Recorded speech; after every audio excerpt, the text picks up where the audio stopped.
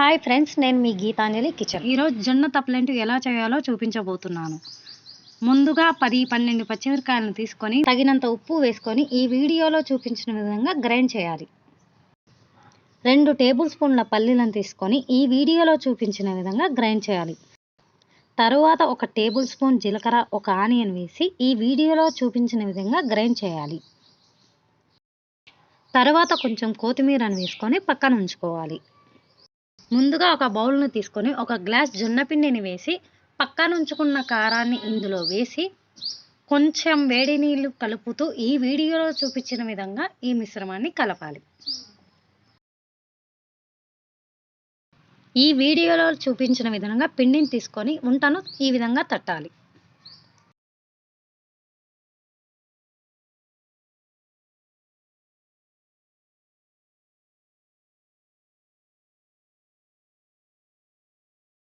ముందుగా ఒక కడాయిని పెట్టి ఆయిల్ వేసి హీట్ చేయాలి.